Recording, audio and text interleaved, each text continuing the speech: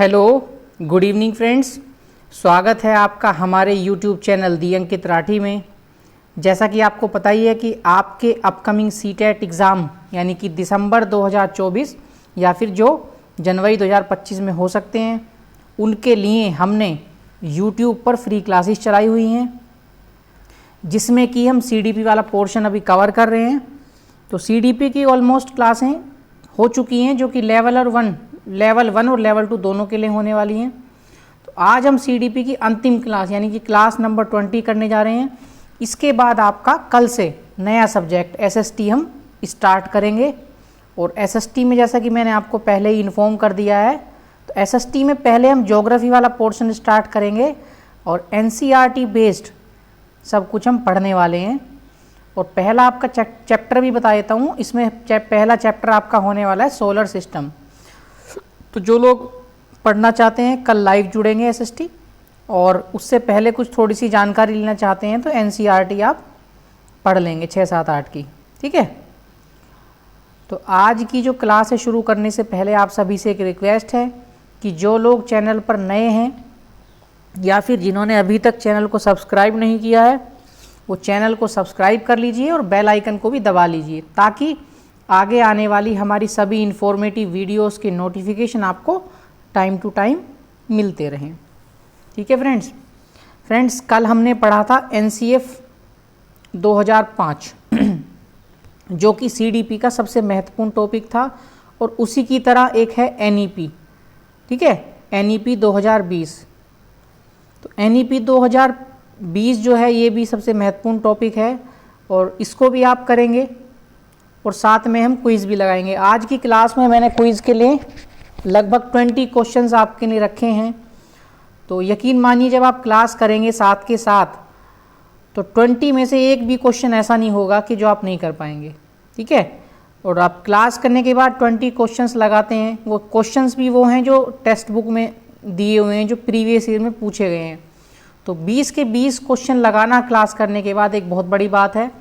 तो ऐसे में कॉन्फिडेंस लेवल बहुत बढ़ जाता है। आप खुद सोचिए कि 20% एग्ज़ाम में पेपर जो होता है हार्ड होता है और 80% होता है ईजी। जब 80% आप कर देते हैं तो 20% में भी चांस होता है कि उसका 10% तो आप 100% ठीक कर देंगे, और बाकी का जो 10% बचता है उसमें भी चांस रहते हैं आपके 30 to 50% के, आप उसमें भी ठीक कर सकते हैं, क्योंकि आपका कॉन्फिडेंस बढ़ जाता है। ठीक है। तो एनईपी 2020 आज हम पढ़ने वाले हैं। कल हमने एनसीएफ 2005 पढ़ा था, उससे रिलेटेड सारे क्वेश्चंस मैंने फेसबुक ग्रुप पे पोस्ट कर दिए थे, और आप में से काफ़ी भाई बहनों ने उस पर जो है रेस्पॉन्स भी किया है, आंसर दिए हैं, और सब ने लगभग उसके आंसर सही दिए हैं। ठीक है, मोस्टली स्टूडेंट सही आंसर उनके क्वेश्चंस के दिए हैं। तो आज भी हम इसी तरह से क्लास के साथ साथ क्वेश्चन करेंगे। कुछ क्वेश्चन बचते हैं तो वो मैं आपके फेसबुक ग्रुप पे इवनिंग में यानी कि 7 बजे के बाद पोस्ट कर दूंगा। ठीक है, आप लोग फटाफट लाइव जुड़ जाइए हमारे साथ। 5-6 लोग कल की तरह ही दिख रहे हैं, जबकि आज लास्ट क्लास है। आज तो कम से कम 10 से 15 लोग होने चाहिए। आ जाइए, फटाफट जुड़ जाइए। यकीन मानिए फ्रेंड्स, आज की क्लास यदि कोई शुरू करता है देखनी तो बीच में स्किप ना करे, पूरी क्लास देखनी है। ठीक है, टॉपिक होगा, टॉपिक के तुरंत बाद क्वेश्चन है, टॉपिक होगा, टॉपिक के तुरंत बाद क्वेश्चन है, टॉपिक के ऊपर बेस्ड, और आप फट से क्वेश्चन लगा लेंगे। क्वेश्चन लगाएंगे तो आपको क्लास करने में भी मज़ा आएगा। ठीक है, चलिए तो बिना देरी किए शुरू करते हैं आज की क्लास। जैसा कि स्क्रीन पर आपको दिख ही रहा होगा कि क्लास नंबर 20 आपकी जो होने वाली है। ठीक है, यानी कि एनईपी 2020। फ्रेंड्स, आपसे एक बात बता देता हूँ, जैसे कि मैंने कल के टॉपिक में भी बताया था, जो एनसीएफ 2005 है उससे पहले भी 3 बार आया था। ठीक है, उससे पहले भी 3 बार आ चुका था। कब आया था? 2000 में भी आया था, 2005 से पहले। ठीक है, और 88 में आया था और 5 में आया था। तो इसी तरह से जो एनईपी आपकी यानी कि नेशनल एजुकेशन पॉलिसी, ये सबसे पहले कब आई थी? ये 1968 में आई थी।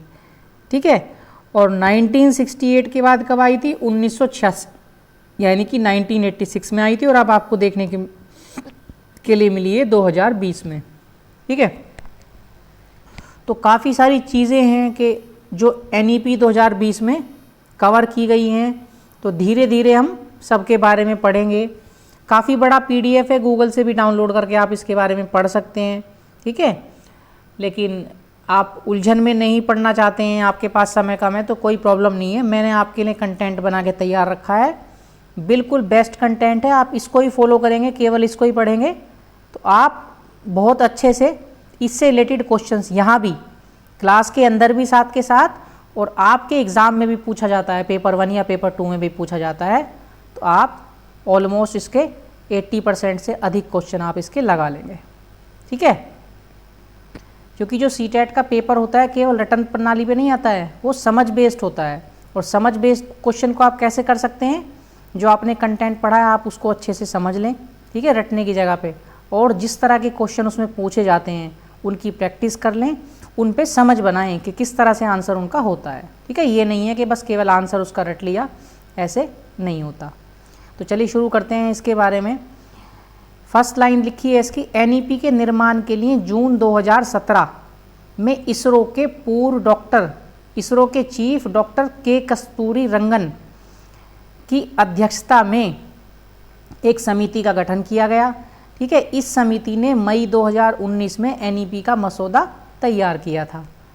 मतलब जो कमेटी बनाई गई थी वो जून 2017 में बनाई गई थी, जिसके अध्यक्ष कौन थे, इसरो के चीफ थे, ठीक है, डॉक्टर के कस्तूरी रंगन। रंजन है कि रंगन है वो आप देख लेंगे, ठीक है। तो इस समिति ने क्या किया था, 2019 तक NEP का जो मसौदा पूरा कंप्लीट कर लिया था, पूरा ये तैयार कर लिया था, ठीक है। और क्या हुआ था इसमें, जो कैबिनेट है, कैबिनेट द्वारा क्या किया गया था, MHRD, ठीक है, MHRD का नाम बदलकर एजुकेशन मिनिस्ट्री करने को भी मंजूरी दी गई थी, ठीक है। ह्यूमन रिसोर्स डिपार्टमेंट था ये, तो उसको क्या कर दिया, ministry of human resource department को एजुकेशन मिनिस्ट्री करने के लिए मंजूरी दे दी गई थी, इसमें NEP 2020 के दौरान। और अगला पॉइंट आपका इसका दिया गया है कि वर्ष 2030 तक अध्यापन के लिए न्यूनतम डिग्री योग्यता 4 वर्षीय B.Ed, एकीकृत B.Ed डिग्री का होना अनिवार्य किया जाएगा। फ्रेंड्स, 2030 तक बनाया गया टारगेट के कम से कम जो न्यूनतम डिग्री होगी वो 4 वर्षीय B.Ed होनी अनिवार्य होगी, यानी कि 2030 तक आपको B.Ed देखने के लिए मिलेगी, ठीक है। तो इतना आपको समझ में आ गया होगा। इतना आपको ध्यान रखना है कि जो NEP का मसौदा 2017 में कमेटी गठित हुई थी, अध्यक्ष कौन थे, इसरो के चीफ थे के कस्तूरी रंगन थे, ठीक है। रंगन थे कि रंजन थे, के कस्तूरी रंजन थे। और 2019 में इन्होंने जो है इसका मसौदा पूरा तैयार कर लिया था। उसके बाद MHRD का नाम बदलकर एजुकेशन मिनिस्ट्री रख दिया था, और ये बताया गया था कि 2030 तक न्यूनतम 4 वर्षीय B.Ed, एकीकृत B.Ed का डिग्री का होना आवश्यक किया जाएगा, ठीक है, सभी के पास। चलिए थोड़ा सा स्क्रीन को स्क्रॉल करते हैं, ऊपर की तरफ चलते हैं। हाँ, तो इसमें बताया गया स्कूल एजुकेशन के बारे में। जो स्कूली एजुकेशन होगी वो किस तरह से होगी, कौन सा फॉर्मूला होगा। तो वर्तमान में आपका कौन सा फॉर्मूला चल रहा है, 10+2 वाली स्कूली व्यवस्था। 10+2 का मतलब है कक्षा 10 तक और उसके बाद 11वीं 12वीं, ठीक है। इस व्यवस्था को 3 से 18 वर्ष के सभी बच्चों के लिए पाठ्य चर्चा और शिक्षण शास्त्रीय आधार पर एक नया फॉर्मूला बना दिया है। 5+3+3+4 की नई व्यवस्था में करने की बात करती है, या आप रट लेंगे इसको 53-34, ठीक है। 53-34 कैसे कैसे होगा, जो शुरू के 5 साल हैं वो 2 कैटेगरी में आपके बटेंगे, ठीक है। जो शुरू के 5 साल है 2 कैटेगरी में बटेंगे। 2 कैटेगरी में कैसे आप समझेंगे, ध्यान से, ये समझने वाली बात है। शुरू के 3 साल तो होंगे आपके जो आंगनबाड़ी होता है, ठीक है। आंगनबाड़ी केंद्र होते हैं, हर जगह आपने सुना होगा, देखा भी होगा।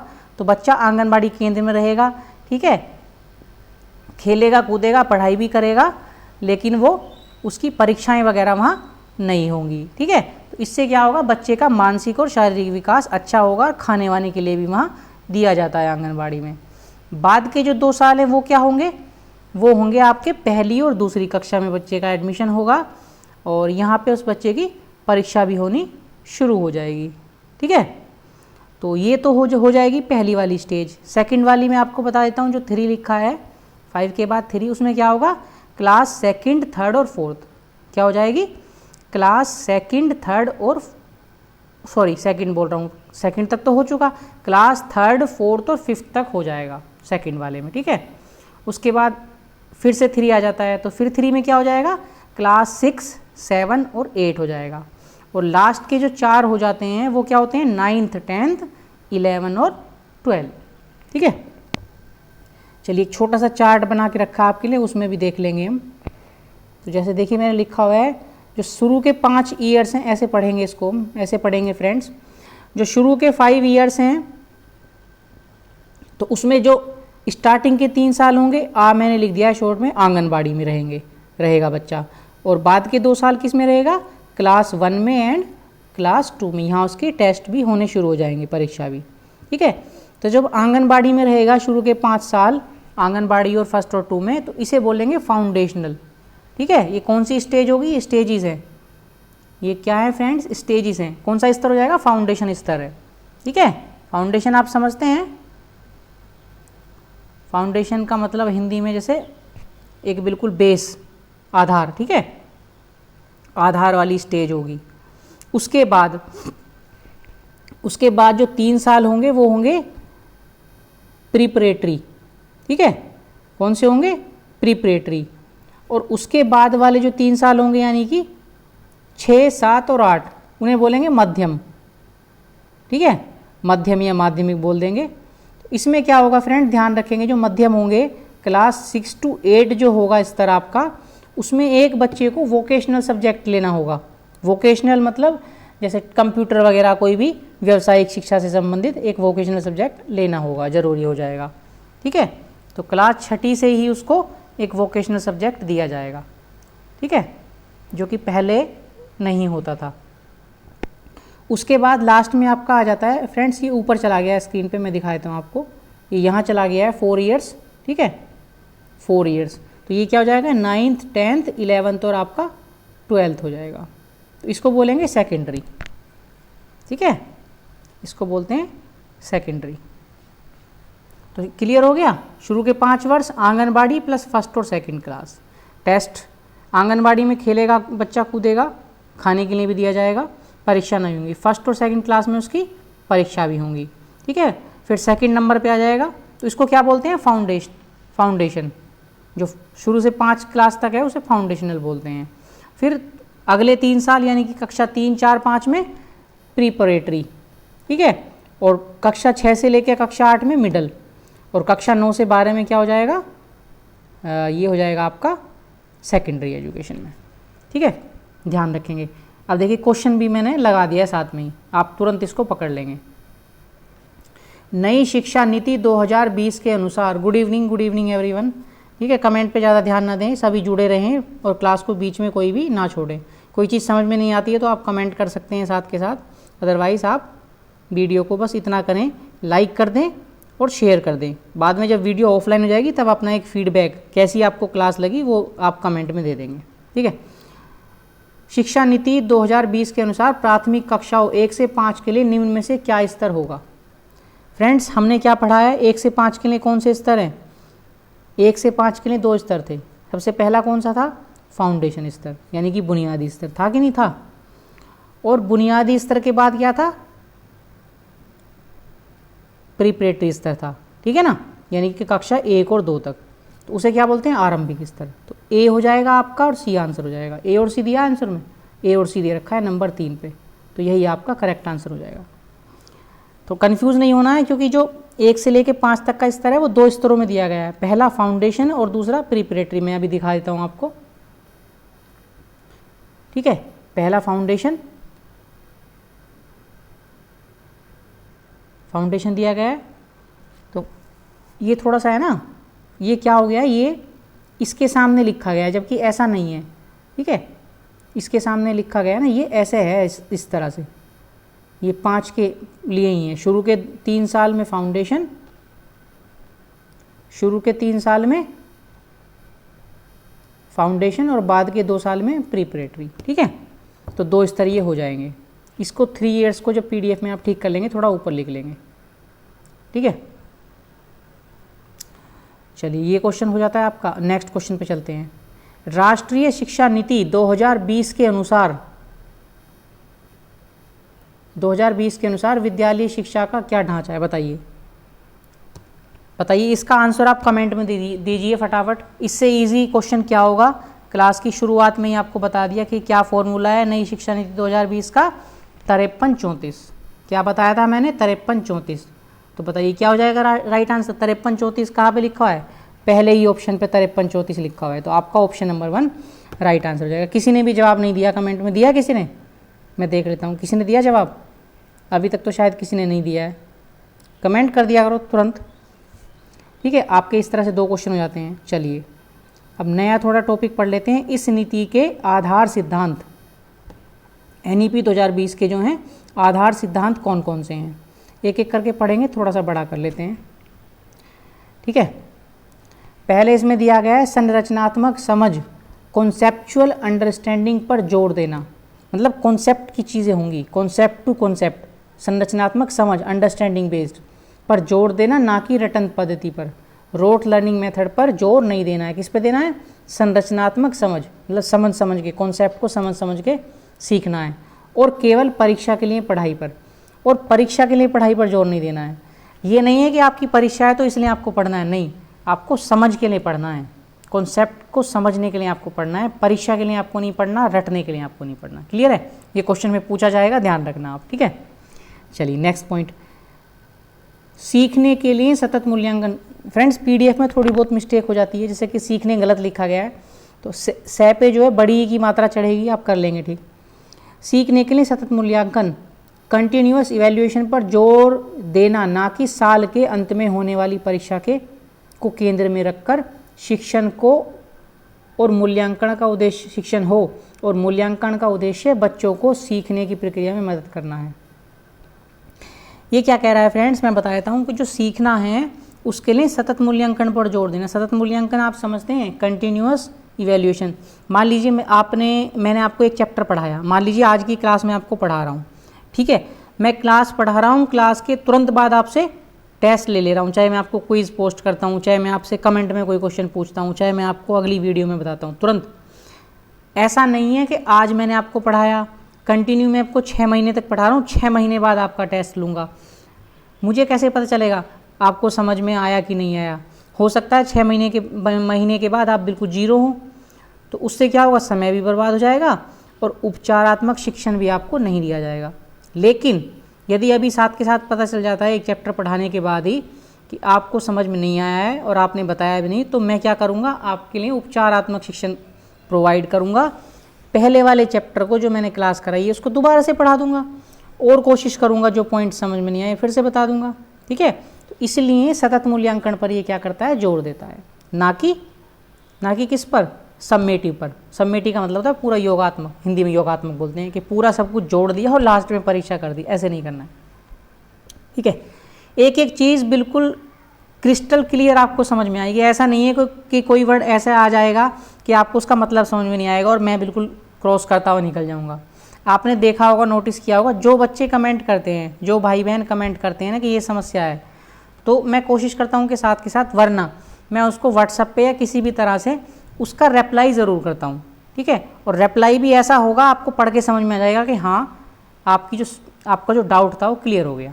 ठीक है, कल भी 2 बच्चों के डाउट थे, एक तो लचीले के बारे में डाउट था कि अधिक लचीला होना चाहिए कि लचीला होना चाहिए। तो मैं आपको बता देता हूँ, लचीली तो सारी ही परीक्षाएं होती हैं, लेकिन अधिक लचीले से मतलब है कि बार बार, मतलब समय समय पर परीक्षा होती रहे।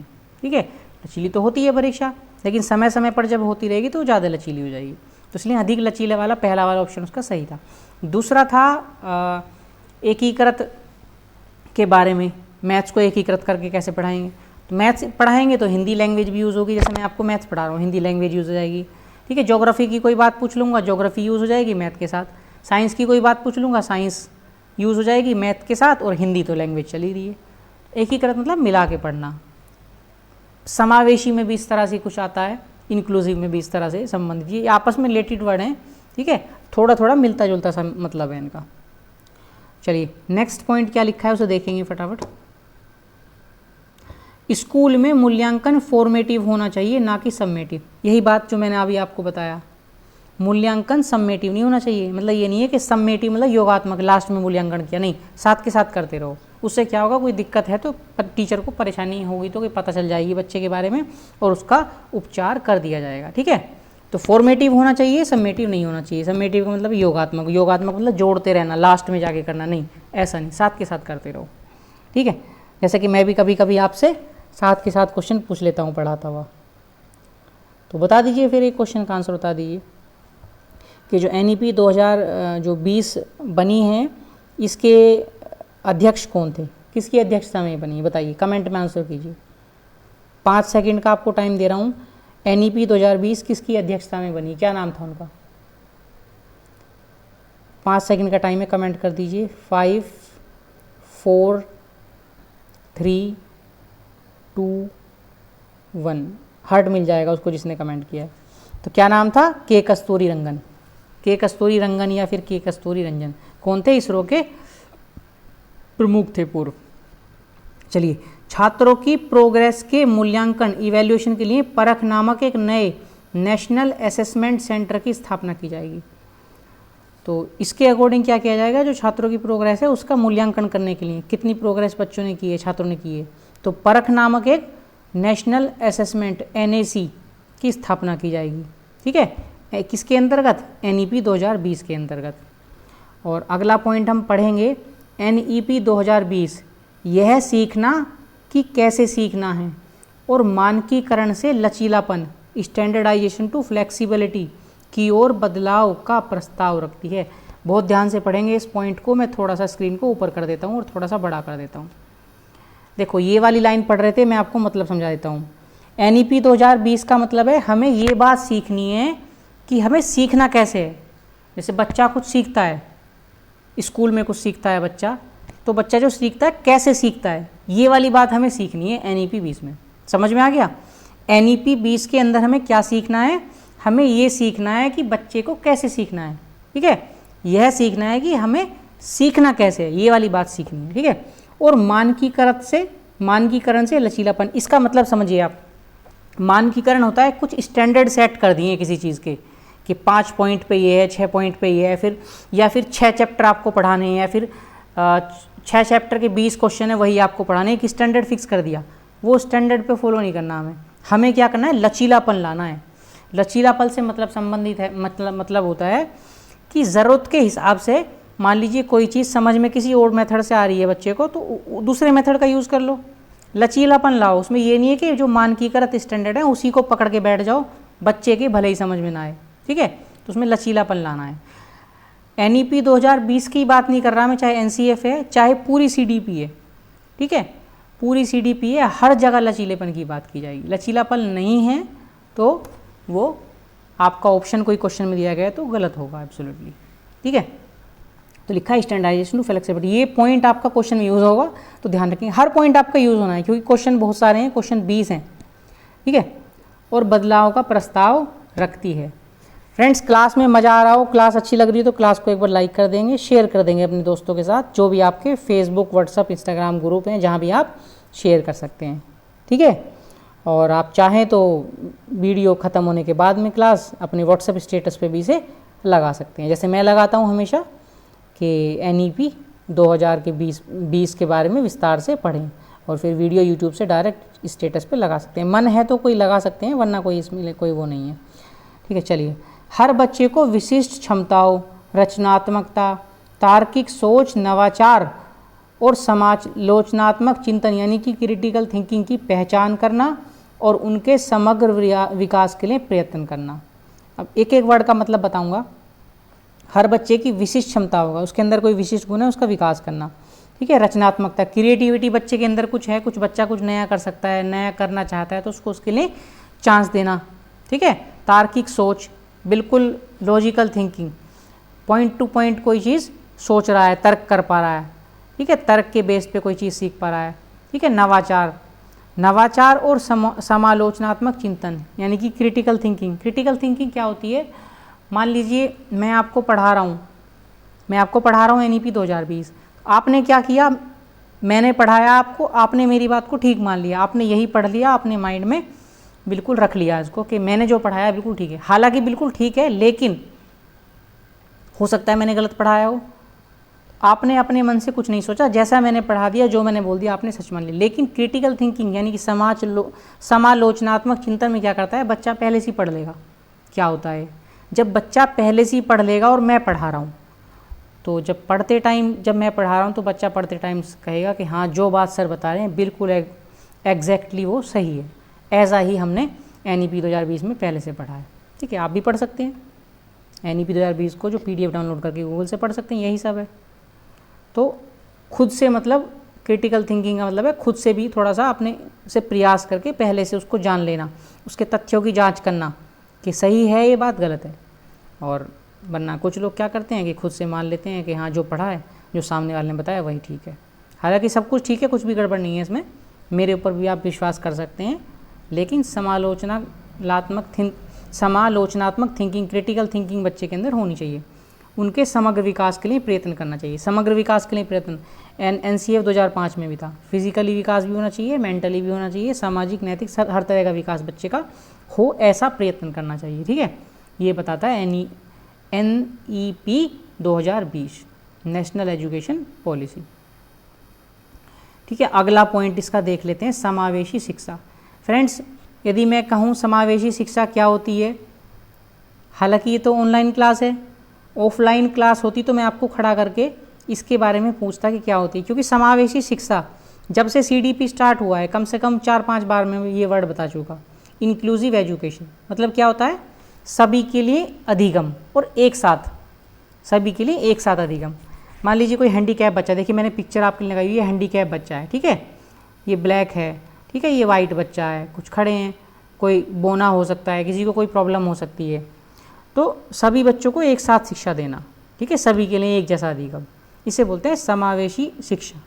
प्लस इसके साथ साथ जो चीज़ें किसी दिव्यांग बच्चे के लिए ज़रूरी हैं, जैसे कि व्हील चेयर ज़रूरी है, तो व्हील चेयर उपलब्ध है, ठीक है, ऐसी टेबल उपलब्ध है जिस पे बैठ के बच्चा पढ़ सकता है, ठीक है। और आपका क्लासरूम जो है दिव्यांग बच्चे के लिए कोशिश रहे विद्यालय के अंदर के फर्स्ट फ्लोर पे ना रहे, ग्राउंड फ्लोर पे रहे, ताकि चढ़ने में प्रॉब्लम ना हो। वॉशरूम बना हो अलग से, जिसमें दिव्यांग भी कोई आराम से उसका यूज़ कर सके, ठीक है। क्लासरूम में या फिर क्लासरूम के जो है कोर्टयार्ड में जाने के लिए ऐसा ना हो कि केवल सीढ़ी बनी है, वहाँ रैंप भी बना होना चाहिए। रैंप समझते हैं ना, इस तरह से रैंप बना होता है, तो इससे क्या होता है, जो व्हील चेयर है उसके ऊपर ईजिली चढ़ जाएगी, ठीक है। लेकिन सीढ़ी होगी तो व्हील चेयर नहीं चढ़ पाएगी। तो व्यवस्था भी होनी चाहिए, प्रबंधन भी उसके लिए होना चाहिए। इसे बोलते हैं समावेशी शिक्षा, इंक्लूसिव एजुकेशन। जिन लोगों ने DLED किया है, समावेशी शिक्षा उसमें था, बिल्कुल सेम ऐसे ही। और दीक्षा एक ऐप थी, उस पर भी समावेशी शिक्षा के बारे में दिया गया था, वही सब है। B.Ed जिन्होंने किया है, B.Ed में भी ये टॉपिक था, सब में ही था, चाहे कोई भी टीचिंग आपने डिप्लोमा किया है। तो मुझे ज़्यादा एक्सप्लेन करने की ज़रूरत नहीं है, आप सबको पता भी है इसके बारे में, ठीक है। आप सबको जिस चीज़ के बारे में पता होता है और जब आप सीखते हैं उसको जोड़ के, तो आपको सीखने में एक तो मज़ा आता है, ठीक है, मज़ा आता है, आपका इंटरेस्ट क्रिएट होता है और आप जल्दी सीख जाते हैं, ठीक है, आप बोर भी नहीं होते हैं। चलिए नेक्स्ट पॉइंट देख लेते हैं। NEP 2020 के अनुसार लर्निंग अधिगम प्रयोगात्मक एक्सपेरिमेंटियल होना चाहिए, ठीक है, जिसमें स्वयं करके सीखना, लर्निंग बाय डूइंग, और प्रत्येक सब्जेक्ट में कला और खेल को एकीकृत किया जाए। तो NEP 2020 क्या कहती है कि जो अधिगम है, लर्निंग है, प्रयोगात्मक होनी चाहिए, प्रैक्टिकल होनी चाहिए, एक्सपेरिमेंटल होनी चाहिए, ठीक है। क्वेश्चन आएगा आगे, याद रखेंगे, प्रयोगात्मक एक्सपेरिमेंटल होनी चाहिए। स्वयं करके सीखना, लर्निंग बाय डूइंग को प्राथमिकता दी जानी चाहिए। प्रत्येक सब्जेक्ट में कला और खेल को एकीकृत करना चाहिए। कोई भी सब्जेक्ट पढ़ रहे हैं उसमें कला भी हो, आपकी आर्ट भी हो, ठीक है, और आपका गेम्स भी हो। ऐसा तो संभव है, कोई भी सब्जेक्ट आप पढ़ते हैं तो उसमें गेम भी कोई इंक्लूड कर दो, ठीक है, आर्ट भी कोई इंक्लूड कर दो, इन दोनों को एकीकृत करके पढ़ाया जाए, ठीक है। चलिए देखिए क्वेश्चन आ गया है अब आपका, राष्ट्रीय शिक्षा नीति 2020 किस पर बल देती है? बताइए, आपको आंसर देना है इसका, फटाफट कमेंट कर देंगे। पहला ऑप्शन दिया गया है परीक्षा के लिए पढ़ना। फ्रेंड्स ध्यान देंगे, परीक्षा के लिए पढ़ना, मना किया गया था ना कि परीक्षा के लिए नहीं पढ़ना है, तो पहला ऑप्शन आपका गलत हो जाएगा। सेकंड लिखा है स्मरण आधारित शिक्षा, रटना, याद करना, याद करने पे आधारित शिक्षा, नहीं हो सकता। थर्ड आपका लिखा है वेधन और अभ्यास, ड्रिल एंड प्रैक्टिस, ड्रिल जहाँ लिखा होगा वो भी नहीं होगा। लास्ट में लिखा है समप्रत्यय समझ, यानी कॉन्सेप्चुअल अंडरस्टैंडिंग, ये लिखा था ना, ये पॉइंट आया था ना, कैसे आपको पढ़ना है, समप्रत्यय कॉन्सेप्चुअल पढ़ना है आपको, ठीक है, कॉन्सेप्चुअल समझ बना के पढ़ना है, तो ये ऑप्शन इसका करेक्ट आंसर हो जाएगा। अब कितने लोगों ने क्वेश्चन नंबर 3 का आंसर नंबर 4 दिया है, बताइए। मैं देख रहा हूँ कितने बच्चों ने क्वेश्चन नंबर 3 का आंसर 4 दिया है। चलिए नेक्स्ट क्वेश्चन देख लेते हैं। आज की वीडियो फ्रेंड थोड़ी सी बड़ी हो सकती है, लेकिन आपको क्लास करने में आएगा बहुत मज़ा। आपने जो पढ़ा है उसी की बेस पे पूरी क्विज़, सबसे बड़ी क्विज़ है आज, लास्ट क्लास है इसलिए पूरी जी से बनाइए, 4 घंटे का टाइम लगा बनाने में। राष्ट्रीय शिक्षा नीति 2020 के अनुसार मूल्यांकन का क्या उद्देश्य है? जो इवैल्यूएशन करते हैं बच्चे का, क्या उसका उद्देश्य है? रटने की क्षमता का परीक्षण करना, उसने कितना रटा, ये वाली बात की जांच करते हैं हम, नहीं। पुनरुत्पादन व याद करने की क्षमता को नापना, याद करने की क्षमता कहाँ से आ गया, कहाँ से नापना, ठीक है। बच्चों को सीखने की प्रक्रिया में मदद करना, ये बिल्कुल सही बात है, बच्चे जो सीखते हैं उस प्रक्रिया में बच्चों की मदद करना, ऑप्शन नंबर 3 बिल्कुल ठीक है। 4 भी देख लेते हैं, पूरे देश में बच्चों की तुलना करने के मापदंड बताना, स्टैंडर्ड बताना तुलना करने की, नहीं, ऐसा तो हमने पढ़ा ही नहीं है। तो क्वेश्चन नंबर 4 का ऑप्शन नंबर 3 बिल्कुल राइट आंसर हो जाएगा। मैं देख रहा हूँ कितने बच्चों ने क्वेश्चन नंबर 4 का ऑप्शन नंबर 3 कमेंट किया है। मैं देख रहा हूँ कमेंट में कितने बच्चों ने 4 नंबर का 3 कमेंट किया है आंसर, ठीक है, मैं सबके कमेंट देख रहा हूँ। चलिए नेक्स्ट क्वेश्चन देख लेते हैं, क्वेश्चन नंबर 5। क्वेश्चन नंबर 5 में बोला गया है राष्ट्रीय शिक्षा नीति 2020 में निम्नलिखित में से कौन सा प्रावधान नहीं सुझाया है? कौन सी बात नहीं बताई गई है? तो पढ़ते हैं हम। प्रत्येक विद्यार्थी की विशिष्ट क्षमताओं को पहचानना और बढ़ावा देना महत्वपूर्ण है, बिल्कुल सही बात है। बच्चे की जो विशिष्ट क्षमता है उनको पहचानना और उनको बढ़ावा देना, बिल्कुल सही बात है। रट्टा मारकर सीखने और परीक्षाओं के लिए सीखने की बजाय संप्रत्यात्मक समझ पर बल देना, कॉन्सेप्चुअल समझ पर बल देना, बिल्कुल सही बात है। रट्टा नहीं मारना, कॉन्सेप्चुअल समझ पर बल देना, बिल्कुल सही बात है। थर्ड पढ़ लेते हैं। सृजनात्मकता यानी क्रिएटिविटी पर पर्याप्त ध्यान देना चाहिए और तार्किक निर्णय करने और नवाचारिता यानी कि नवाचार को प्रोत्साहित करने के लिए विवेचनात्मक चिंतन को बढ़ावा देना, ये भी बिल्कुल सही बात है। क्रिएटिविटी, ठीक है, लॉजिकल थिंकिंग, नवाचार और आपका विवेचनात्मक चिंतन, सही बात है। लास्ट वाला भी पढ़ लेते हैं। बच्चों में अनुपालन यानी कि डिसिप्लिन को बढ़ावा देने के लिए अध्यापक को इनाम और दंड को इस्तेमाल करना चाहिए। दंड को इस्तेमाल करना चाहिए, नहीं। अनुपालन डिसिप्लिन को बना के रखना चाहिए, नहीं। तो ऑप्शन नंबर 4 आपका गलत हो जाएगा। यही इसने पूछा है कि कौन सा प्रावधान नहीं होना चाहिए, तो 4 नहीं होना चाहिए। अब मैं देख रहा हूँ कमेंट में कितने बच्चों ने क्वेश्चन नंबर 5 का आंसर 4 दिया है, ठीक है, देख रहा हूँ मैं। चलिए क्वेश्चन नंबर 6 देख लेते हैं, थोड़ा छोटा कर लेंगे लगता है। राष्ट्रीय शिक्षा नीति 2020 किसकी ओर बदलाव का प्रस्ताव करती है? क्या बदलाव कर रही है? यह सीखना कि कैसे सीखना है, बिल्कुल सही बात है, हमने तो यही बात पढ़ी है। हमें यह सीखना है एनईपी 2020 में कि कैसे सीखना है, ये वाला पॉइंट सही है। रटकर सीखना, नहीं। पाठ्यक्रम सामग्री में वृद्धि, पाठ्यक्रम को बढ़ाना है, नहीं। मानकीकृत स्टैंडर्डाइज फॉर चीज़ों को बढ़ाना है, नहीं। तो पहला ही ऑप्शन इसका करेक्ट हो जाएगा। अब बताइए कितने लोगों ने 6 का पहला वाला ऑप्शन आंसर दिया है? मैं सबके देख रहा हूँ, सबके आंसर में देख रहा हूँ, और बाद में जिसके भी सबसे ज़्यादा अच्छे आंसर होंगे, सबसे ज़्यादा करेक्ट होंगे, उसका नाम मैं क्लास के लास्ट में ग्रुप में लिख के सेंड कर दूंगा। चलिए नेक्स्ट क्वेश्चन देख लेते हैं, क्वेश्चन नंबर 7। थोड़ा बड़ा कर लेंगे अभी स्क्रीन को। फ्रेंड्स ये देखिए, राष्ट्रीय गलत लिखा गया है, टाइपिंग में हो जाता है, आप थोड़ा बहुत अंडरस्टैंडिंग है कर लेंगे। शिक्षा नीति 2020 के अनुसार अधिगम होना चाहिए, जो सीखते हैं हम कैसा होना चाहिए? विषय वस्तु अभिमुखी, टेक्स्ट बुक रिलेटेड के बेस्ड होना चाहिए? नहीं, सॉरी, विषय वस्तु अभिमुखी होना चाहिए। जो विषय वस्तु है उससे संबंधित होना चाहिए। पाठ्य पुस्तक केंद्रित, टेक्स्ट बुक के सेंटर्ड होना चाहिए? नहीं। प्रयोगात्मक होना चाहिए? बिल्कुल सही बात है। अभी हमने थोड़ी देर पहले तो पढ़ा है कि प्रयोगात्मक होना चाहिए, एक्सपेरिमेंटल होना चाहिए। ठीक है, एक्सपेरिमेंटल है वो फ्रेंड्स, एक्सपेरिमेंटल की स्पेलिंग पीछे गलत लिखी हुई है, वो आप करेक्ट कर लेंगे। ठीक है, पढ़ने में भी नहीं आ पा रही क्या लिखा गया। तो एक्सपेरिमेंटल प्रयोगात्मक होना चाहिए। व्यवहारात्मक ये भी ठीक है, लेकिन एक ही ऑप्शन चुनना है, तो आप ऑप्शन नंबर 3 आपका करेक्ट आंसर हो जाएगा। ठीक है, प्रयोगात्मक होनी चाहिए अधिगम। चलिए फ्रेंड्स, मैं उम्मीद करता हूँ कि आज की क्लास में आपको पूरा मज़ा आ रहा होगा। जो आप पढ़ रहे हैं उसी से रिलेटेड क्वेश्चन भी लगा रहे हैं और सारे के सारे ही क्वेश्चन आपके सही भी जा रहे हैं। मैं देख रहा हूँ मोस्टली बच्चों के जो क्वेश्चन है वो सही है। ठीक है, चलिए क्वेश्चन नंबर 8 देख लेते हैं। राष्ट्रीय शिक्षा नीति 2020 प्रस्तावित करती है कि शिक्षा डैश होनी चाहिए। कैसी शिक्षा होनी चाहिए? वेधन और अभ्यास पर आधारित होनी चाहिए? नहीं। थर्ड ऑप्शन पढ़ेंगे पहले। पाठ्य पुस्तक और शिक्षक केंद्रित होनी चाहिए? टेक्स्ट बुक सेंटर्ड और टीचर सेंटर्ड होनी चाहिए? नहीं। परीक्षा के लिए सीखने की ओर उन्मुख होना चाहिए? हम इसलिए पढ़ें कि हमें परीक्षा देनी? नहीं, ऐसे तो मैंने मना किया है कि परीक्षा के लिए नहीं पढ़ना है। तो कैसी होनी चाहिए? अन्वेषण प्रेरित, यानी खोज।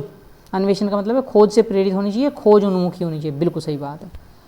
हम कुछ क्रिएटिविटी करें, हम कुछ नई खोज करें, खोज से प्रेरित होनी चाहिए। तो क्वेश्चन नंबर 8 का ऑप्शन नंबर 2 बिल्कुल राइट आंसर हो जाएगा। ठीक है, कितने बच्चों ने क्वेश्चन नंबर 8 का आंसर ऑप्शन नंबर 2 दिया, मैं देख रहा हूँ। चलिए नेक्स्ट क्वेश्चन भी देख लेते हैं। क्वेश्चन नंबर 9, सामाजिक आर्थिक रूप से वंचित समूहों के छात्रों का अवधारण सुनिश्चित करने के लिए राष्ट्रीय शिक्षा नीति 2020 प्रस्तावित कर लेंगे इसको कि पाठ्य चर्चा और शिक्षा शास्त्र कैसे होने चाहिए? परीक्षाओं पर केंद्रित होने चाहिए? बताइए, काट देंगे। नहीं, परीक्षाओं पर केंद्रित नहीं होने चाहिए। पाठ्य पुस्तकों पर केंद्रित होने चाहिए? बुक्स पर? नहीं। ठीक है, फोर्थ पढ़ेंगे। मानकीकृत एवं एक रूपी होने चाहिए? मानकीकृत यानी कि स्टैंडर्डाइज होने चाहिए? मानकीकृत के लिए तो मैंने मना किया कि स्टैंडर्डाइज नहीं होने चाहिए। कैसे होने चाहिए? लचीले होने चाहिए, फ्लेक्सिबल। थर्ड ऑप्शन बचता है संलग्न और संदर्भित होने चाहिए। ठीक है, संलग्न का मतलब है कि एंगेज्ड एंड संदर्भित यानी कॉन्सेप्चुअल होने चाहिए। बिल्कुल सही बात है। एंगेज्ड मतलब मिले हुए होने चाहिए, एक दूसरे से रिलेटेड होने चाहिए, और कॉन्सेप्चुअल होने चाहिए, फैक्चुअल होने चाहिए। ठीक है, क्लियर है। तो क्वेश्चन नंबर 9 का ऑप्शन नंबर 3 बिल्कुल करेक्ट आंसर हो जाएगा। और मैं आपके कमेंट भी देख रहा हूँ, कितने बच्चों ने क्वेश्चन नंबर 9 का आंसर ऑप्शन नंबर 3 दिया है। ठीक है, मैं सबके कमेंट देख रहा हूँ। जिसके सबसे ज़्यादा क्वेश्चन के आंसर करेक्ट होंगे, मैं उसका नाम लास्ट में ग्रुप में सेंड कर दूंगा। चलिए क्वेश्चन नंबर 10 देख लेते हैं। थोड़ा नेक्स्ट पेज पे चला गया है, इसको थोड़ा छोटा कर लेंगे। हाँ, क्वेश्चन नंबर 10 दिया गया है फ्रेंड्स, मैं पढ़ के आपको बता देता हूँ। विद्यार्थियों के आकलन के लिए राष्ट्रीय शिक्षा नीति 2020 द्वारा निम्न में से कौन से उपकरण विधियाँ प्रस्तावित की गई हैं? भूमिका अदा करना को मैंने इंग्लिश में भी लिख दिया रोल प्ले करना। बच्चा रोल प्ले जब करता है, किसी चीज़ का रोल प्ले करता है तो सीखता है जल्दी, तो बिल्कुल सही बात है। समूह में कार्य करना, समूह में कार्य करने के लिए भी बोलती है। सब समूह में कार्य करते हैं हम तो ज़्यादा सीखते हैं, अच्छा सीखते हैं। पोर्टफोलियो बनाना, ये भी बिल्कुल बात सही है। पोर्टफोलियो तो आई थिंक पोर्टफोलियो हमने पढ़ भी रखा है, पोर्टफोलियो क्या होता है, लेकिन फिर भी मैं थोड़ा सा बता देता हूँ जिसको नहीं पता है। एक इस तरह की एक बुक होती है, एक फाइल होती है पोर्टफोलियो, जिसमें बच्चे का रिकॉर्ड होता है, उसका बिहेवियर भी होगा। ठीक है, उसको क्या समस्या है, मतलब उसके बारे में पूरी डिटेल होती है। तो वो पोर्टफोलियो जब नेक्स्ट क्लास में बच्चा जाता है तो टीचर हैंड ओवर कर देती है नेक्स्ट क्लास टीचर को, ताकि नेक्स्ट वाली जो क्लास टीचर है बच्चे के पोर्टफोलियो को देखकर, ठीक है, उसी तरह से उसको ट्रीट कर सके।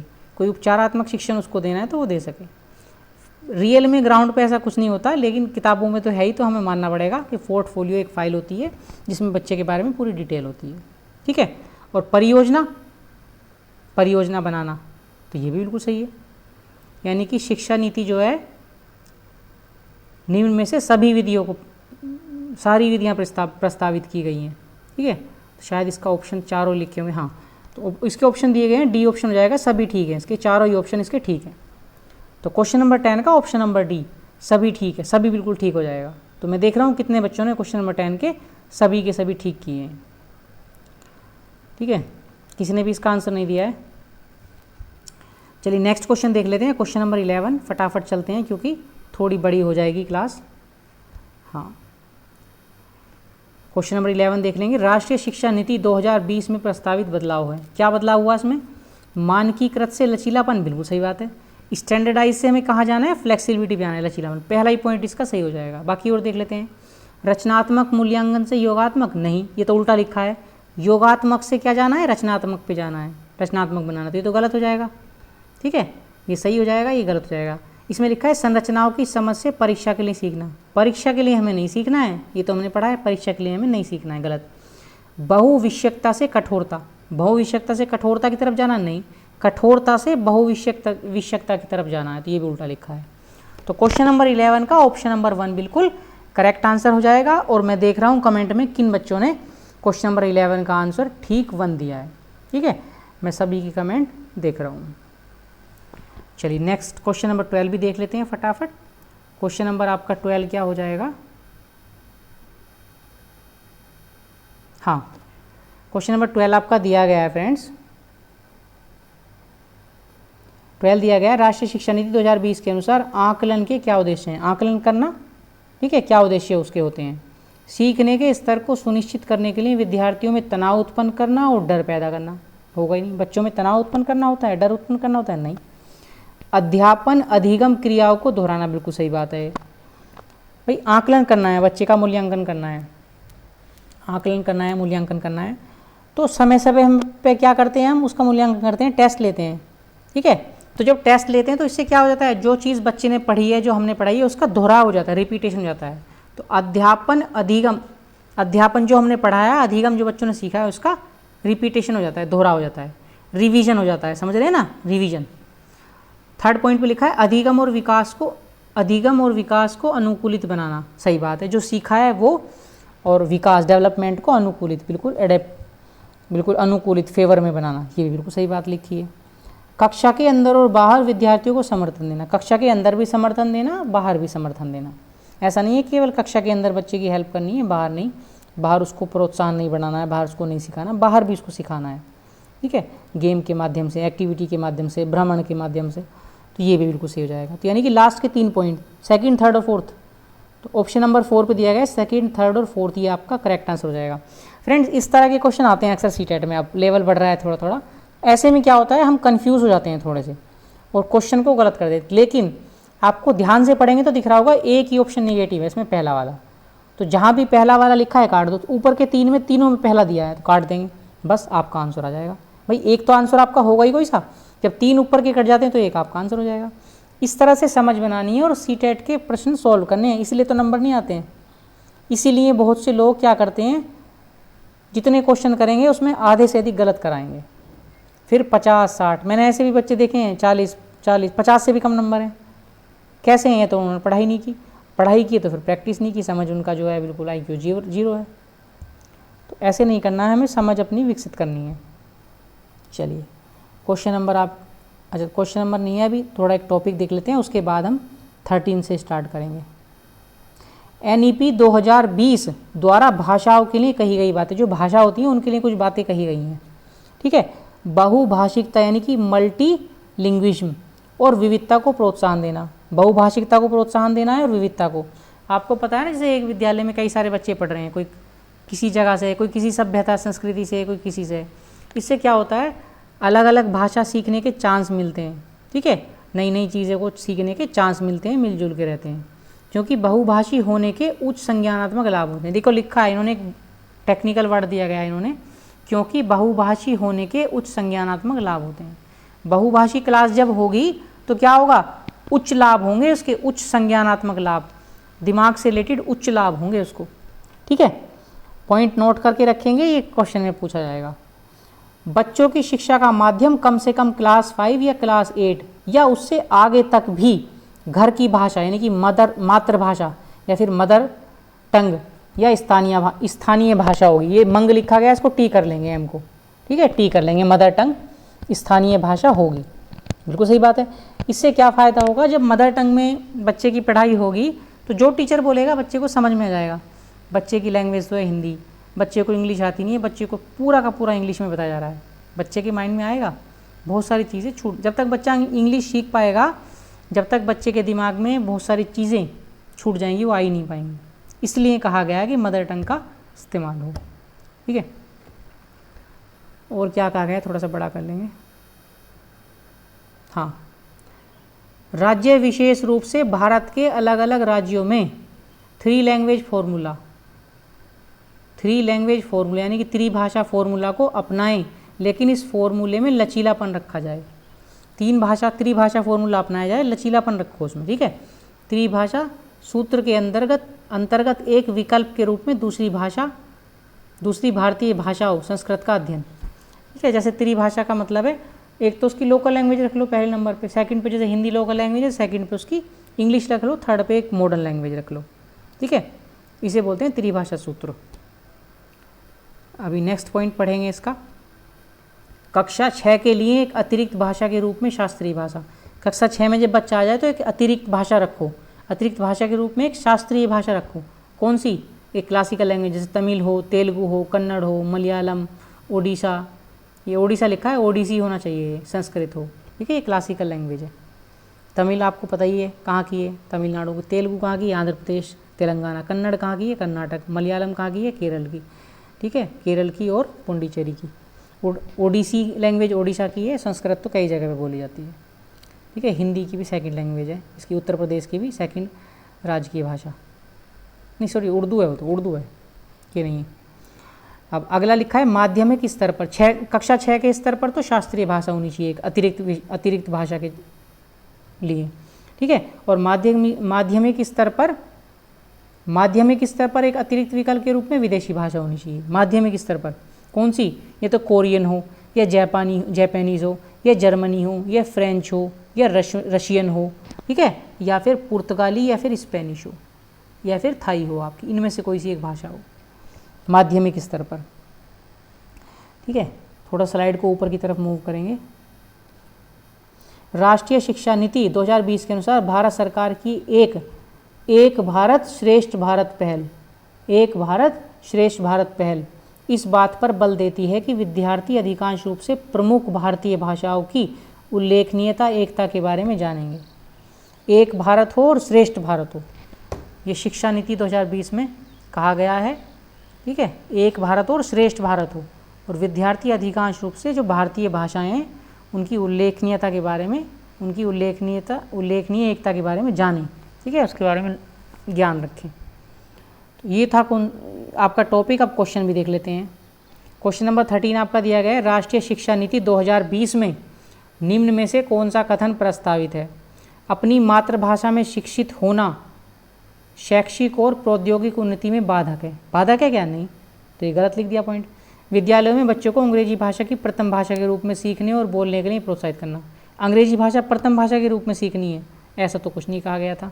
क्या कहा गया था? कि मातृभाषा होनी चाहिए पहली, प्राथमिक भाषा। बाल विद्यार्थियों के लिए बहुभाषी होने के उच्च संज्ञानात्मक लाभ है। बाल विद्यार्थियों के लिए बहुभाषी होने के उच्च संज्ञानात्मक लाभ हैं, बिल्कुल सही। अभी तो हमने पढ़ा है, जो बहुभाषिकता होती है उसके उच्च संज्ञानात्मक लाभ होते हैं, उच्च लाभ होते हैं, दिमाग से रिलेटेड संज्ञानात्मक लाभ होते हैं। ठीक है, द्विभाषीय उपागम विद्यार्थियों में उलझन पैदा करता है और सीखने में बाधा डालता है, बिल्कुल सही बात, गलत बात है। ठीक है, उलझन थोड़ा ना पैदा करता है, बाधा क्यों डालेगा? इससे तो बच्चा और अधिक वर्ड्स सीखेगा। तो क्वेश्चन नंबर 13 का ऑप्शन नंबर 3 बिल्कुल करेक्ट आंसर हो जाएगा। जिसको पता है, जिसने पॉइंट पकड़ लिया, जिसने कॉन्सेप्ट अच्छे से पढ़ा है, पिछला मेरा पढ़ाया हुआ, उसने बिल्कुल ठीक आंसर दिया होगा। चलिए नेक्स्ट क्वेश्चन भी है इसके साथ ही, क्वेश्चन नंबर 14 देख लेते हैं। ये बहुत ईजी है, एक पॉइंट आपको पकड़ना है। राष्ट्रीय शिक्षा नीति 2020 के अनुसार निम्नलिखित में से भारत सरकार की कौन सी पहल इस बात पर बल देती है कि विद्यार्थी अधिकांश रूप से प्रमुख भारतीय भाषाओं की उल्लेखनीय एकता के बारे में जानेंगे? अभी तो जस्ट हमने पढ़ा है, एक भारत श्रेष्ठ भारत, यही तो पढ़ा है हमने। इसमें भारत की अधिकांश भाषाओं की उल्लेखनीय एकता के बारे में जानेंगे, तो उसमें ये तो लिखा है एक भारत श्रेष्ठ भारत। स्वच्छ भारत अभियान लिखा है, सर्व शिक्षा अभियान लिखा है, डिजिटल इंडिया लिखा है? नहीं, ये थोड़ी ना लिखे हैं। एक भारत श्रेष्ठ भारत, क्वेश्चन नंबर 14 का ऑप्शन नंबर 1 बिल्कुल राइट आंसर हो जाएगा। क्लियर है फ्रेंड्स? चलिए, आपको मज़ा आ रहा होगा। मज़ा आ रहा है तो एक बार वीडियो को लाइक कर दीजिए और अपने दोस्तों के साथ इसको शेयर भी कर दीजिए। चलिए नेक्स्ट क्वेश्चन देख लेते हैं। क्वेश्चन नंबर 15 थोड़ा छोटा कर लेंगे स्क्रीन को। राष्ट्रीय शिक्षा नीति 2020 पूरे देश के लिए प्राथमिक स्तर पर किस भाषा को निर्देश के माध्यम से प्रस्तावित करती है? बताइए। हिंदी होना चाहिए प्राथमिक भाषा, अंग्रेजी होना चाहिए, संस्कृत होना चाहिए, या मातृभाषा यानी कि घर की भाषा यानी मदर टंग होनी चाहिए? तो बिल्कुल सही बात है, क्या होनी चाहिए? मदर टंग, मातृभाषा, प्राथमिक भाषा के रूप में मातृभाषा होनी चाहिए। तो क्वेश्चन नंबर 15 का ऑप्शन नंबर 4 आपका बिल्कुल राइट आंसर हो जाएगा। फ्रेंड थोड़ी सी बड़ी है क्लास, बस थोड़ी सी और बची है, 5 क्वेश्चन और बचे हैं, उसको भी फटाफट से कर लेंगे। लेकिन आपको यकीन मानिए बोर नहीं आप हो रहे होंगे, आज की क्लास में आप बोर बिल्कुल भी नहीं हो रहे होंगे। क्वेश्चन नंबर 16 देख लेते हैं, उसके बाद एक टॉपिक है, बस फिर खत्म। तो ये लिखा है राष्ट्रीय शिक्षा नीति 2020 में विदेशी भाषाओं जैसे कोरियन, जापानी, थाई, फ्रेंच, जर्मन, स्पेनिश, पुर्तगाली और रूसी के अध्ययन के रूप में अनुशंसा की गई है। के कर लेंगे, के रूप में अनुशंसा की गई है। त्रिभाषा सूत्र के अंग के रूप में जो विदेशी भाषाएं NEP 2020 में त्रिभाषा सूत्र के अंग में इनको बताया गया है? नहीं। त्रिभाषा के में तो मैंने क्या बताया था, पहले नंबर पर क्षेत्रीय भाषा, मान ली हिंदी है, फिर इंग्लिश और फिर एक मॉडर्न भाषा, ठीक है। विदेशी भाषा ना अतिरिक्त भाषा के रूप में, बिल्कुल सही बात है। माध्यमिक लेवल पर जो विदेशी भाषा किसके रूप में सीखेंगे? अतिरिक्त भाषा के रूप में। चाहो तो आप पीछे PDF में देख भी सकते हो, अतिरिक्त भाषा के रूप में बताई थी मैंने विदेशी भाषा। व्यावसायिक पाठ्यक्रम के अंग के रूप में नहीं, कौशल विकास के अंग के रूप में नहीं, पहला वाला भी गलत है। तो क्वेश्चन नंबर 16 का ऑप्शन नंबर 2 बिल्कुल राइट आंसर हो जाएगा, जो कि पीछे PDF में भी लिखा है, ईजिली आप पिक कर सकते हैं, ठीक है। मैं देख रहा हूँ कितने बच्चों ने 16 का ऑप्शन नंबर 2 आंसर कमेंट में दिया है। चलिए लास्ट है आपका दिव्यांगों के अधिकार, ठीक है, दिव्यांगों के अधिकार।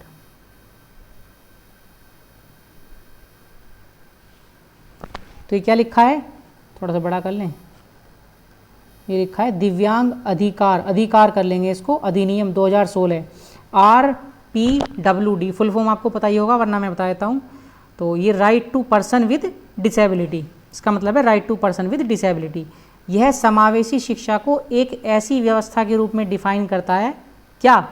RPWD, दिव्यांग अधिकार अधिनियम 2016, जहाँ सामान्य व दिव्यांग सभी बच्चे एक साथ सीखते हैं। इसका क्या मतलब है? सामान्य बच्चे और दिव्यांग बच्चे एक साथ सीखेंगे, इसका मतलब है समावेशी शिक्षा, जैसे कि पहले भी बताया मैंने।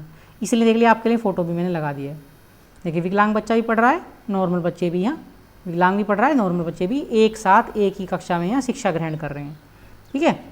NEP 2020 के अकॉर्डिंग दिव्यांग बच्चों के लिए एक उपयुक्त इमारती ढांचा, बिल्कुल सही बात है। मैंने आपको बताया था ना कि दिव्यांग बच्चे भी साथ में पढ़ रहे हैं, तो प्रबंधन भी होना चाहिए, यानी कि उपयुक्त इमारती ढांचा होना चाहिए।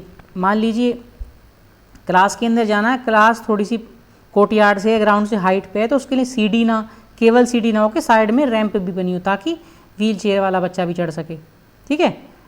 दरवाज़ा चौड़ा होना चाहिए, ठीक है, क्लास का दरवाज़ा चौड़ा होना चाहिए। उनके लिए अलग से वॉशरूम, टॉयलेट की व्यवस्था हो, जिसमें दिव्यांग बच्चा भी जा सके, ठीक है। और बाकी इस तरह की जो व्यवस्था होनी चाहिए NEP 2020 में ये बताया गया है। आई होप कि आपको क्लियर हो गया होगा। अब ये क्या लिखा है, उपयुक्त तकनीक सुविधाएं और प्रत्येक स्टूडेंट के लिए एक शिक्षा और निजी शिक्षक के प्रावधान को बताया गया है। NEP 2020 में बताया गया है कि उपयुक्त तकनीकी सुविधाएं होनी चाहिए, टेक्निकल सुविधाएं होनी चाहिए दिव्यांग बच्चे के लिए भी, ठीक है।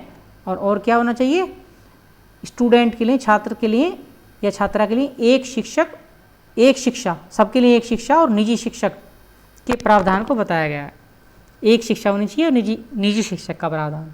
अब क्वेश्चन देख लेंगे, क्वेश्चन नंबर 17, दिव्यांग छात्रों की शिक्षा के संदर्भ में निम्नलिखित में से किस प्रावधान को राष्ट्रीय शिक्षा नीति 2020 द्वारा बढ़ावा नहीं दिया गया? उपयुक्त इमारती ढांचा, बिल्कुल सही बात है, होना चाहिए। प्रत्येक विद्यार्थी के लिए एक शिक्षा और निजी शिक्षक, अभी तो पढ़ाया हमने यहाँ, तो ये भी बिल्कुल ठीक है। ये कह रहा नहीं देना, बढ़ावा नहीं दिया गया। अनिवार्य विशेष शिक्षा, ऐसा कुछ नहीं है। विशेष शिक्षा कब देंगे? जब बच्चे को अलग से पढ़ाएंगे, ठीक है, दिव्यांग बच्चों को अलग पढ़ाएंगे, तो ये वाला गलत हो जाएगा। बाकी उपयुक्त तकनीकी सुविधाएं, ये भी होना चाहिए। अभी तो पढ़ा हमने, ये पढ़ा, उपयुक्त तकनीकी सुविधाएं होनी चाहिए, यानी कि जो गलत है वो पूछा है। तो क्वेश्चन नंबर 17 का ऑप्शन नंबर 3 बिल्कुल राइट आंसर हो जाएगा। आई होप कि आपने भी 3 ही इसका आंसर लगाया होगा। सबसे बड़ी बात है जब हम क्वेश्चन को सोल्व करते हैं ना, उत्तर लगाते हैं क्वेश्चन का, सॉरी, तो सबसे पहले क्वेश्चन को ध्यान से पढ़ना है। कभी कभी हम क्या करते हैं जल्दी में, मुझसे भी कई बार मिस्टेक हुई है, हमने क्वेश्चन तो पढ़ लिया लेकिन जो क्वेश्चन में नहीं लिखा है ना उसको नहीं पढ़ते हैं। फिर हम जो क्या होगा, फिर हम पूरा कबाड़ा कर देते हैं, फिर हम जो सही उत्तर होगा उसको टिक कर देते हैं, लेकिन जो सही उत्तर है वो उसमें बताना नहीं होता है, आपका आंसर हो जाता है गलत। इसलिए जल्दबाजी नहीं करनी है, हमेशा क्वेश्चन को ध्यान से पढ़ना है, उसमें ये देख लेना है कि नेगेटिव तो नहीं पूछ रहा।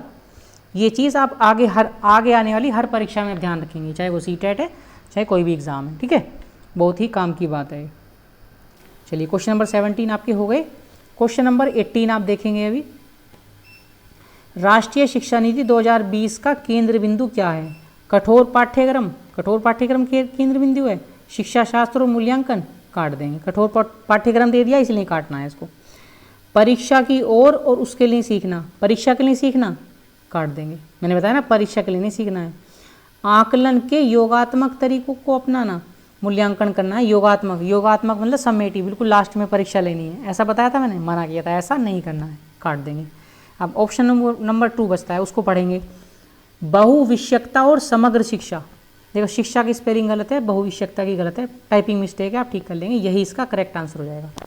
बहुविषयकता, बहुत सारे विषयों को पढ़ लेंगे, समग्र शिक्षा, हर तरह की शिक्षा ले लेंगे, ठीक है। अब स्कूली शिक्षा भी आप ले लेंगे, फिजिकली शिक्षा आप ले लेंगे, ठीक है, आपके मानसिक विकास भी हो जाएगा, फिजिकली विकास भी हो जाएगा, सामाजिक शिक्षा, नैतिक शिक्षा भी आप ग्रहण कर लेंगे। तो ये एनईपी 2020 का केंद्र बिंदु है। तो क्वेश्चन नंबर 18 का ऑप्शन नंबर 2 बिल्कुल करेक्ट आंसर हो जाएगा। और मैं देख रहा हूँ किसने क्वेश्चन नंबर 18 का ऑप्शन नंबर 2 आंसर दिया है कमेंट में, ठीक है। 2 क्वेश्चन और बचते हैं, उनको भी फटाफट कर लेते हैं। उससे पहले 2-3 लाइन है, इनको पढ़ लेंगे। क्या लिखा है? Text book and curriculum, text book और करिकुलम के बारे में, पाठ्य चर्चा के बारे में लिखा है। क्लास 6 से ही शैक्षिक पाठ्यक्रम में व्यावसायिक शिक्षा को शामिल कर लिया जाएगा। मैंने बताया ना व्यावसायिक शिक्षा कक्षा 6 से ही, शुरू में ही बताया था कि जैसे एक वोकेशनल सब्जेक्ट होगा, कंप्यूटर हो सकता है, कुछ भी, तो 6 से ही। हमारे टाइम में ऐसा कुछ नहीं होता था कि टेक्निकल भी कुछ होगा, व्यावसायिक भी कुछ होगा। अब एनईपी 2020 के अकॉर्डिंग 6 से ही एक वोकेशनल सब्जेक्ट को शामिल किया जाएगा और इसमें इंटर्नशिप की भी व्यवस्था की जाएगी। इंटर्नशिप जो होती है आपकी ट्रेनिंग, वो भी, उसकी भी व्यवस्था होगी। पाठ्यक्रम की विषय वस्तु को प्रत्येक सब्जेक्ट में कम करके, जो पाठ्यक्रम है उसको कम करा जाएगा, उसकी विषय वस्तु को, उसका बोझ नहीं बढ़ाना है। इसे बेहद बुनियादी चीज़ों पर केंद्रित किया जाएगा, जो बिल्कुल बेसिक चीज़ें हैं उस पर केंद्रित किया जाएगा, जो बुनियादी हैं, जो बेस बनाती हैं, उन पर केंद्रित किया जाएगा, जो ज़रूरी हैं, ताकि आलोचनात्मक चिंतन, खोज आधारित, चर्चा आधारित, विश्लेषण आधारित अधिगम पर जरूरी ध्यान दिया जा सके। बिल्कुल सही बात है। ऐसा क्यों किया जाएगा? ताकि आदमी क्रिटिकल थिंकिंग कर सके, ठीक है, सही गलत के बारे में जानकारी कर सके, सोच सके, चर्चा कर सके, खोज कर सके, विश्लेषण कर सके, यानी एनालाइज कर सके, जरूरी चीज़ों पर ध्यान दे सके, ठीक है। इसलिए नेक्स्ट पॉइंट पढ़ लेंगे, थोड़ा सा बड़ा कर लेंगे फ्रेंड्स। नेक्स्ट आपका दिया गया है राष्ट्रीय पाठ्य पुस्तकें स्कूल के करिकुलम में कमी। स्कूल का जो पाठ्य चर्चा है उसमें कमी करेंगे, लचीलापन लाएंगे और रट कर सीखने के बजाय रचनावादी सीखने के तरीके पर जोर देने के साथ साथ स्कूल की नेशनल टेक्स्ट बुक में भी बदलाव होना चाहिए। स्कूल का जो करिकुलम है, पाठ्य चर्चा है, उसमें कमी होनी चाहिए, लचीलापन आना चाहिए और रट कर सीखने की बजाय क्रिएटिव, कुछ रचनावादी तरीके से सीखने पर बल देना चाहिए, ठीक है, बल देना है।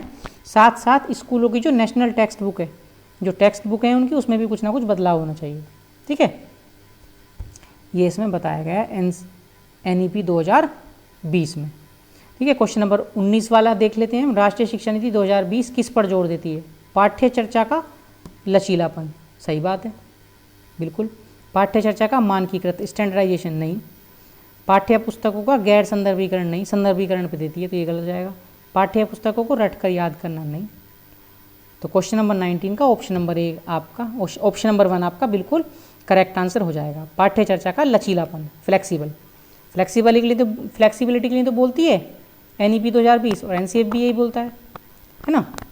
तो इस तरह से आपका क्वेश्चन नंबर 19 का राइट आंसर 1 हो जाएगा। और मैं देख रहा हूँ किसने कमेंट में 19 का आंसर 1 दिया है।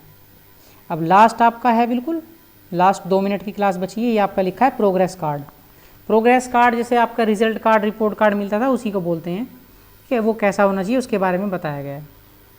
एनसीईआरटी एंड एससीईआरटी के मार्गदर्शन में राज्यों, केंद्र शासित प्रदेश द्वारा सभी स्टूडेंट्स के स्कूल बेस्ड असेसमेंट, जो स्कूल पे जो आधारित जो असेसमेंट हैं उसके आधार पर तैयार होने वाले और पेरेंट्स को दिए जाने वाले प्रोग्रेस कार्ड को पूरी तरह से नया स्वरूप दिया जाएगा।